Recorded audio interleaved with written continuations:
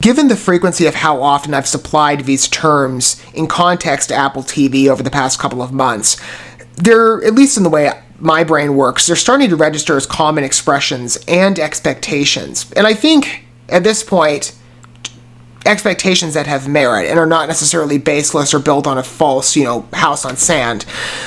Apple TV, again, I've spent a lot of time over the last couple of months really diving into what they have in content offerings. And I've been very impressed generally from what I've seen. So much so that I've said, by and large, universally, Apple TV comes across to me as a competent and strong studio with most, if not all, of their content offerings. And these days, the streaming library from if every studio considered, is quickly growing.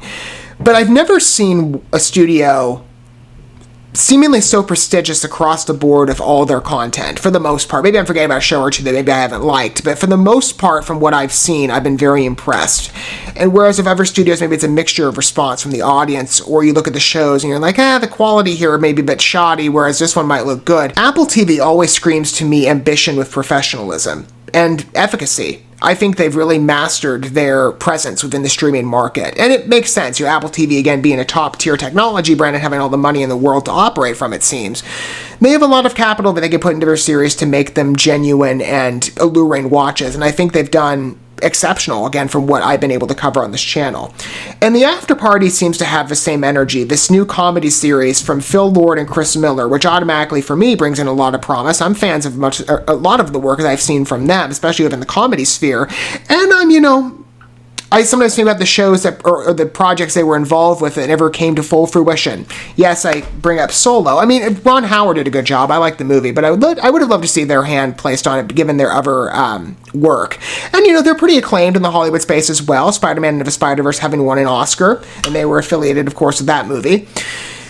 So that's automatically, I would sure be a draw for anybody who's into comedy projects. Phil Lord and Chris Miller, based on their track record, have garnered, I'm sure, a lot of fans. And as well, this project has quite an exorbitant cast of names. Many individuals you might be familiar with in regard to their talent and other programs, some of which I might be neglecting to mention because I haven't stumbled upon them before. Maybe I'm forgetting projects they've been in, but at least from names that I can recognize: Ken Jeong, Tiffany Haddish, Ike Barinholtz, Ben Schwartz, Will Forte, Tia Sakar, Sam Richardson, all big names that I've come across, at least sporadically even, that I've been impressed by. So each one of them for me is a pull. Oh, Dave Franco's also in this too. Those elements alone are enough to tempt me. But the structure to this series I find very unique.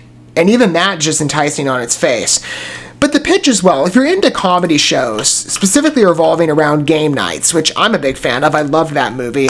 Rachel McAdams, the Jason Bateman one, fabulous watch if you've never seen it, very entertaining. This reminds me a lot of that movie, told very differently. This is what it says according to IMDb. I love the way this is organized. When a high school reunion's after party ends in a death, everyone is a suspect. A detective grills the former classmates one by one, uncovering potential motives, as each tells their version of the story, culminating in the shocking truth. So a troublesome game night rings a bell, of course, that movie, and that was just entertaining 100%. But the idea of this series, again, it's built on an unsuspected trouble of a game night, so the chaos that can happen. But the way that this is parsed out, and I find, again, the structure very interesting. So if you look into some of the backstory of this project, it was supposed to be a movie that pans out to a series, so more time, but a series that spends, I guess, each episode individually examining the accused party's perspective of events. And in this case, the accused parties are the participants in the game night. So who's the suspect? Anybody could be. And each episode of a series focuses in on that. Imagine, again, with some story points given at least in the introductory episode and the concluding one to wrap everything up. For the majority of the time, the game night members are being investigated one by one. I think that is a beautiful direction of a series. I've seen at this point it's been greenlit for season 2, so obviously this series, and granted I am viewing this video late, I apologize. I've been in a catch-up phase for a while. It sounds impressive to me. I'm looking to see how it materializes in regards to trailers, which I have a couple pulled up for this video we're going to look at, but it automatically pulls me in. Again, the Apple TV attribution certainly pumps my interest up a bit, and apply also to that the talent behind and in front of the camera, that also entices me. But the overall direction of the series, and the fact, again, that I've been looking for another game night movie or something in line of that. I'd love to have a new tale that sort of is reminiscent of that movie. I'm really looking forward to this.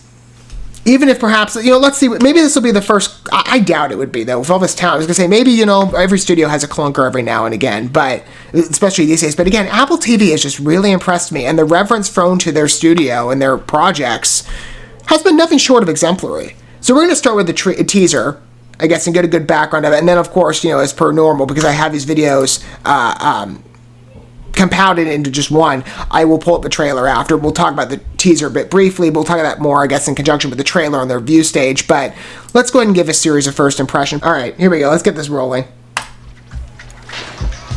I'm still a bit surprised these series don't get that much attention universally. This should.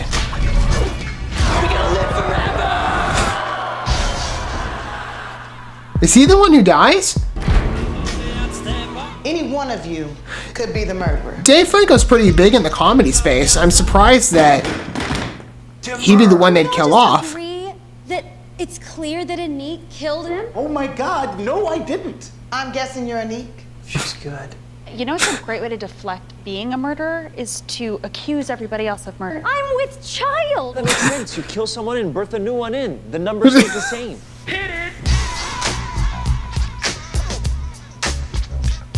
I see some How charm. did this all go so wrong? I need my popcorn.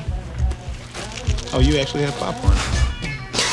As I said, it's a very, well, I didn't say this. It's a very different story towards game night in regard to the synopsis. But another project with that energy is just what I'm looking for.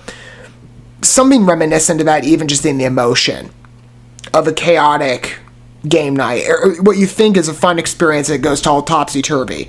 And this certainly is. Again, different standpoint. Maybe, we'll see again how the execution is of the series overall. There's some uniqueness, again, in the structure, and that each story could exercise different attributes of comedy programs. Again, you have different characters, different lives, and the series episodes could mirror that in their storytelling. It could be distinctly different from person to person, so that the quality, it never feels like a rerun of the same episode. Everything feels rather fresh. I think, again, there's a lot of attributes that scream to me uniqueness in this comedy special, and we'll see how best it's materialized in the series overall. It's a very different story, though, like I was saying. It's much more grounded, so the pacing of it, I'd be interested to see how well that's received overall.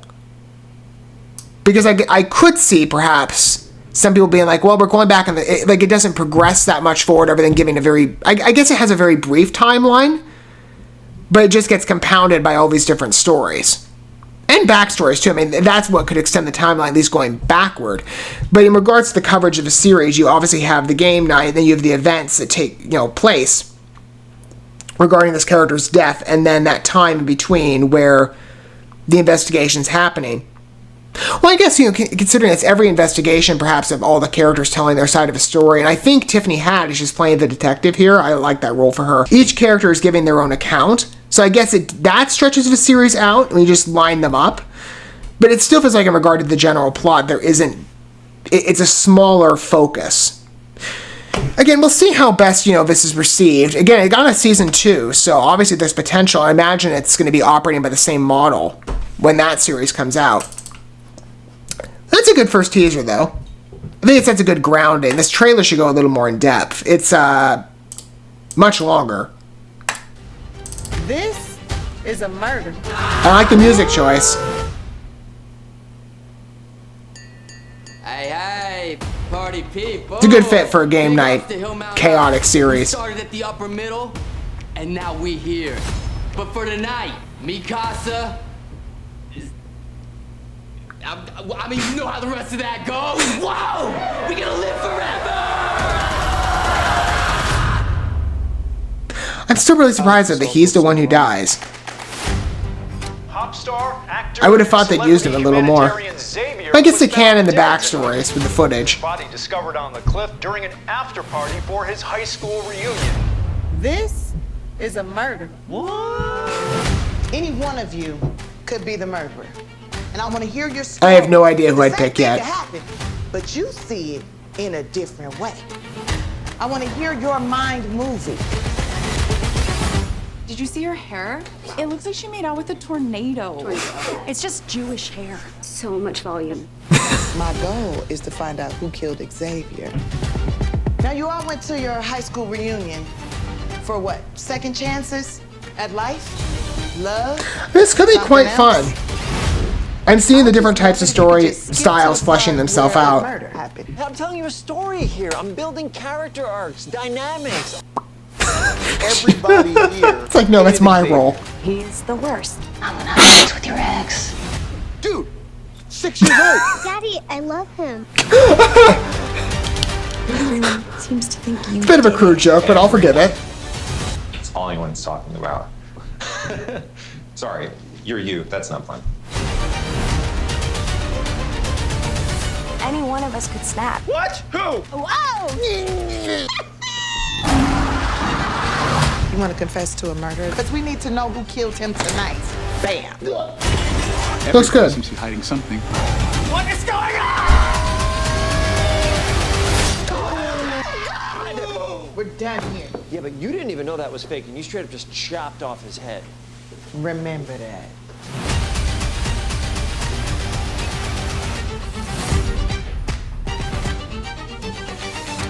Very competent, and the orchestral closure really helps. Good fit of the music choice. I mean, that's a really stellar one. I mean, I could see that music popping up potentially in the series, although I'm reluctant to say it would, other than maybe in the closure or the opener. Unless you have a character here that's specifically interested in music or is part of a symphony or something. For me, the episodes register, at least in the way that they're constructed, individual pathways. Especially in the style that they're presented. I would say specifically when you look at Ben Schwartz here, well, the rest of it comes off as a game night romp, and perhaps maybe some is more like a romance drama. It depends. I mean, everything's, I'm sure, got a comedic background, but like Ben Schwartz seems to be performing this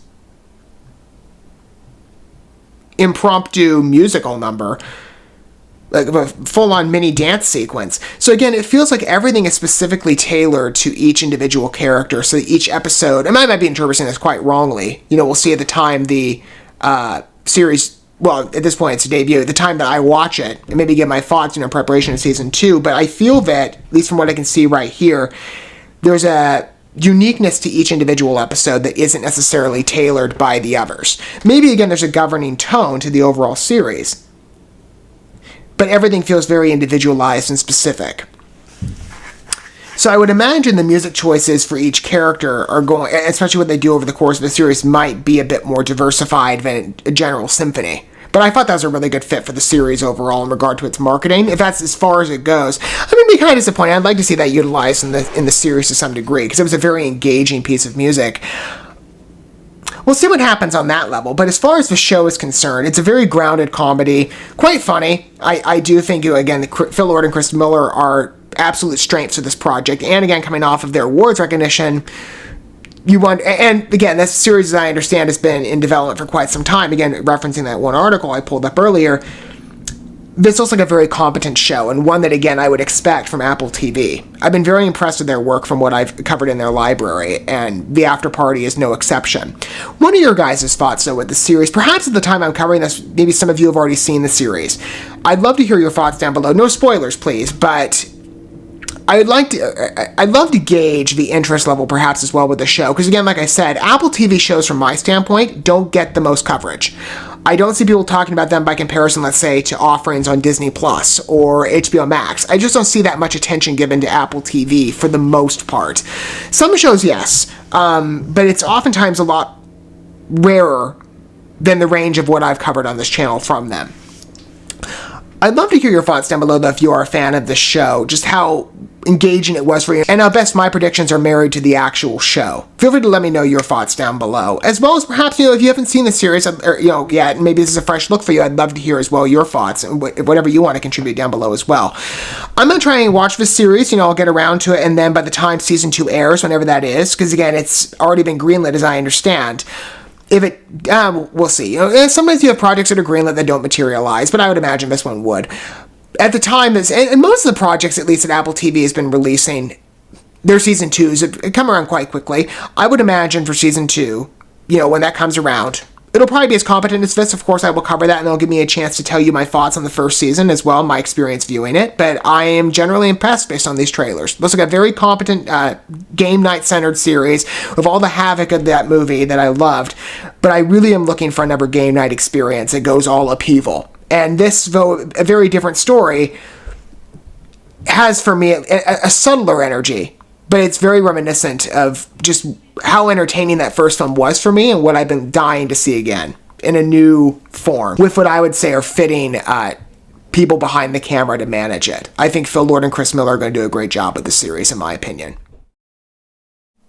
Thank you so much for watching this video. Before you bounce, feel free to drop a like and comment, subscribe to this channel with a ding on the bell, and share this video with your friends. And consider checking out the description here. There you'll find links to my other channels, as well as addresses to my other social media accounts and ways you can help support my work if you feel so inclined. May God bless you, and looking forward to when our paths cross again.